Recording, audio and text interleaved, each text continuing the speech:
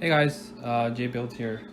This video I'm going to be reviewing the smart dimmer switch from the Smart Home Company and also showing you guys how to install one.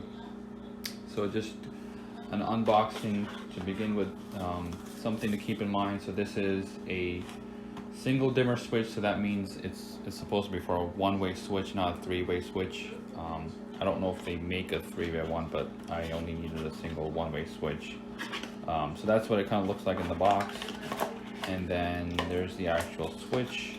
It comes with all the wires kind of pre-attached, as well as the screw that you need. That's what it looks like. You got a power button, brightness buttons here. They do note that you need a separate neutral wire. So make sure that when you're installing, check beforehand that you do have a neutral wire available in your junction box. Another thing to keep in mind is that it has a limit of, let me see, I think it's 150 watts for LED switches.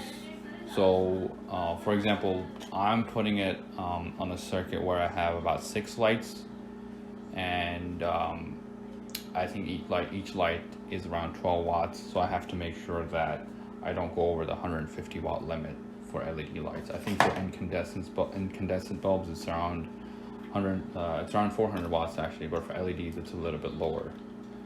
So next I'm going to show you what it looks like installed, and then we're going to look at how to actually install one. So this is one that I have installed in my kitchen here, and the switch itself is pretty simple. You can see I have this set up on my Amazon Alexa as well, so I can kind of set the brightness setting from the Amazon app or from my phone or through my Amazon Echo or any of the other Amazon devices.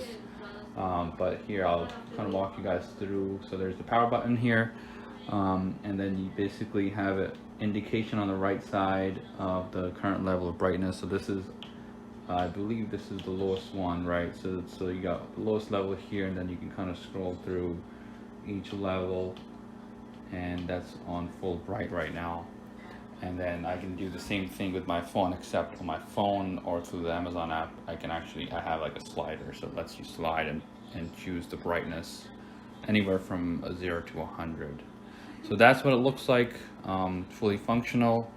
Next, I'm gonna go over how to install this guy on another part of my house for a different circuit. Alright, so here's the switch that I'm going to be installing the dimmer on. First step, obviously, make sure that you kill the breaker and confirm, preferably with a non-contact voltage tester, that the stuff that you're going to be working on is fully dead, and also test your device. So I tested it on a live circuit to make sure my tester is working. Then I test it on the switch to make sure everything's dead, and then I'm going to start just taking this cover plate off. The dimmer switch itself comes with the cover plate, and that basically only works if you're planning on using it as a single switch. But for my purposes, this switch is going to remain here, so I got a separate cover plate to account for, the square opening on the new switch. So I got the plate off here. Next, we're gonna just take the switch screws out, which are just these 2 screws, to be able to pull that out. Alright, so here's the wiring here. I know that the red wire that's connected to the switch here, this is going to my load, which is the 6 recessed lights. This is the hot wire coming in, that's my neutral, the white one, and this is my ground. So I'm just going to disconnect everything and start hooking up the new switch to these wires. Alright, so I got everything removed. I got the switch removed, got the wires all straightened out here. Here's the new switch. The plate that it comes on, it just kind of snaps on top of this using some clips on the corners, so that just pops off. And on the back, if you look, they actually have the connections labeled pretty well. So the green wire is the bare ground wire, white's neutral, black is the live line, and brown on the switch, which matches up with the red in my junction box, is the load. So I'm just gonna go ahead and make these connections. I might just use a different wire nut for the neutral wires because I have more conductors there.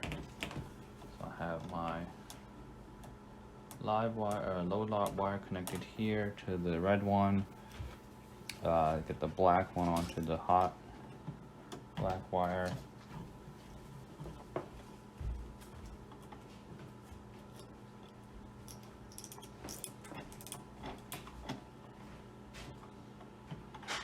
Another thing to keep in mind is when you first turn off your breakers, make sure sometimes you might have another circuit on the other switch, so you might actually have to turn off 2 breakers. In this one, that's what I had. I actually had to turn off 2 separate breakers to make sure you know, I was completely dead. So I got a bigger wire net for these connectors.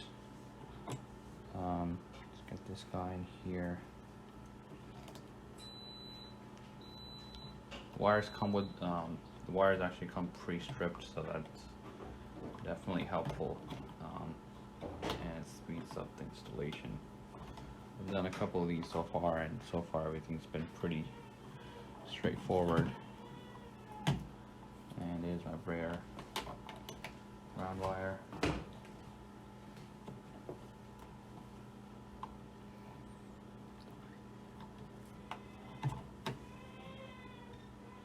Alright, so I just turned the breaker back on just to test everything before I put it back together.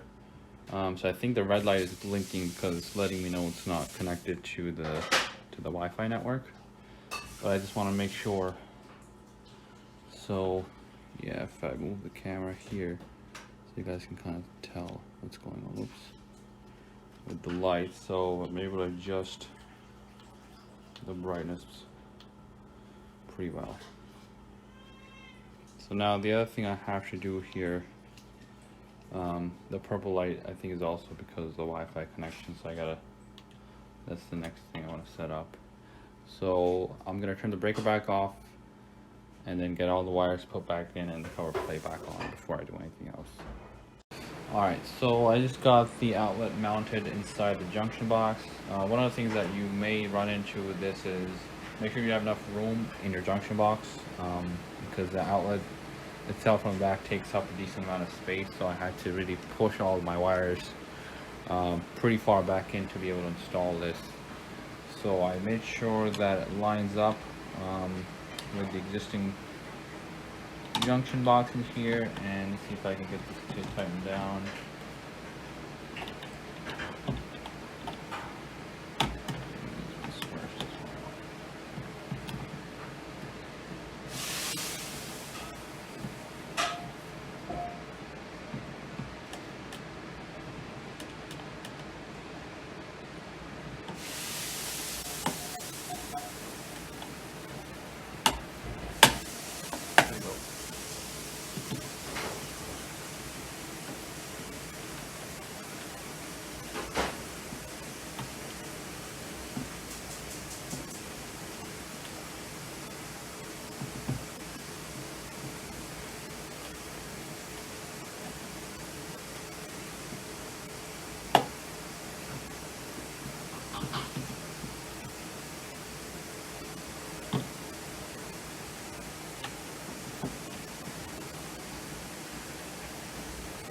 It's pushed in, and that feels pretty solid to me, so I'm gonna call that a day here.